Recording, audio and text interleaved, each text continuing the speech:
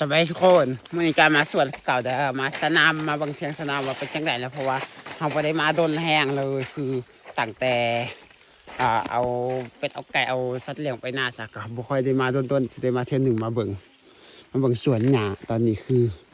จ้างเขามาถางสวนหญ้าให้หญ้าที่เอาแบบนี้เอาตัดต้นใหม่ที่ควายกินบ่ได้แล้วก็ปล่อยมันเกิดหญ้าที่ควายกินได้แล้วงามแล้วดูฝนเอาควายมาไว้พี่นะผู้ใดเคยติดตามเบิ่งคลิปจากกันนาจะหูดีว่าวันนี้มันอยู่ใส่อันนี้ก็คือจะอยู่ในห้วยอีกห้วยหนึ่งหอดยามฝนจะเอาสัตว์เลี้ยงมาไว้พี่หอดยามหนีเอาสัตว์เลี้ยงไปไว้หน้าแบบนี้นะทุกคนอันนี้ก็คือจะเป็นหนองตอนนี้มันพอของจอยมันเอาสายหนามไปต่อหนามอีกห้วยหนึ่งมาปล่อยใส่หนองนี่เลยทุกคนเอาสายหนามไปต่ออีกห้วยหนึ่งมาปล่อยใส่หนองนี่แล้วก็มีหนามตลอดเพราะว่ายานหนามมันแห้งหนามมันไก่แห้งเลยก็จะเอาสายหนามไปต่ออีกห้วยหนึ่งมาปล่อยจังสี่แล้วก็น้ำมันหนองมันก็ไปแห้งเลยตะปลาตะหอยมันก็อยู่แหละวันที่พายเบิ่งเถียงก็คือจะเป็นแบบนี้เลยทุกคนน้ำเนี่ยสามารถอาบได้กินได้ใส่ได้ทุกอย่างคือเราเอาสายน้ำไปต่อยอดหัวพูนยาวไปประมาณ300 เมตรบอก200-300 เมตรแล้วจากวันเหนียวไปพุ่นเอาสายน้ำไปต่อพุ่นปล่อยผียาวไปประมาณ200-300 เมตรนี่แหละทุกคนเอาน้ำมาฮอดนี้น้ำใส่ได้ทุกอย่างเลยกินได้อาบได้น้ำมันคือว่าเปื่อนวะผมมันโตสัตว์ป่าอาบอยู่เทิงบ่น่าจะเป็นสัตว์ป่าอาบอยู่ในห่วยอย่างเส้นหมูป่าลงอย่างประมาณนี้ก็เลยให้ไทยน้ำมันเปื่อนพายเบื้องทางในนี่บ่อนที่เอาแต่ก่อนเอาตัวหมูมาไว้อยู่นี่ตัวไก่มาไว้อยู่นี่คอกหมูอยู่นั่นผู้ใดเคยเห็นติดตามจอยอย่างหวานน่าจะหูดีเพราะว่าจอยถ่ายตลอดช่วงหน้าฝนเอาสัตว์เลี้ยงมาไว้พี่นะ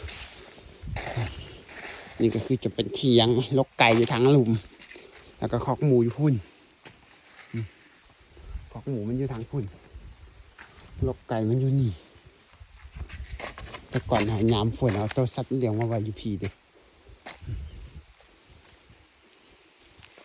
อุ้ยอันนี้มันต้นมักแปดบ่วะหรือว่ามันกระเข่าหรือว่าต้นมักแปดอันนี้มันมักแปดหรือว่ากระเข่าอ่ะมือซกมันคือมักแปดอยู่นี่คือมันมักแปดอยู่เด็กน่าจะเป็นมักแปดบ่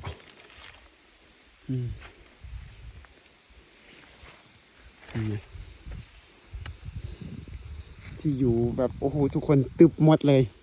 ก็เลยต้องจ้างให้คนมาถางให้นะว่าแล้วมันตึบไหมโคตรตึบเลยสวนหยาวไหมแถวนั้นนะตึบไปยังบ่อนแถวปล่อยตุกควายตุกงัวคือตึบไปหมดเลยเพราะว่าบัวทันได้มาถางก็เลยต้องจ้างให้เขามาถางให้อุ้ยบางตัวเพิ่งมันยังมีตัวเพิ่งมันคือมีแต่ก้นเดียวก้นหนึ่งคือบวกขาวบ้างไหมนี่เอาก้นไว้จังสิแล้วตัวเพิ่งมันก็มาอยู่เองในทุกคนสบายแหงยุบหวานเท่านั้นเวลาเลี้ยงตัวเพิ่งคือจังสิแล้วเวลาเฮ็ดก้นเอาไว้จังสิตัวเพิ่งมันก็เข้ามาอยู่เองโดยที่เขาบอกโดยที่เขาบ่ได้ไปอ่อยมันอีหยังเลยมีแต่มีก้นเนี่ยมันอยู่ตัวเพิ่งมันหักมาอยู่เองฮอดยามมาอยากได้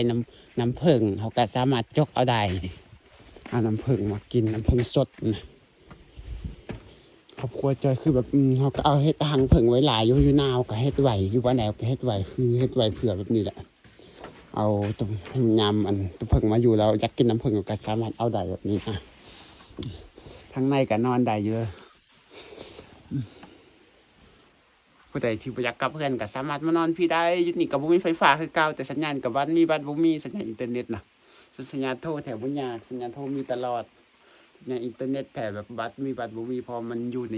ป่าอยู่ในภูเขาแบบนี้นะส่วนเห็ดแนวกินก็มีหมอมีอย่างแบบนี้ให้ผู้ใดอยากนึ่งเขาเอาข่าวมาไว้ฟรีได้เลยใส่โซลาร์เซลล์เอาก็ได้แบบนี้นะ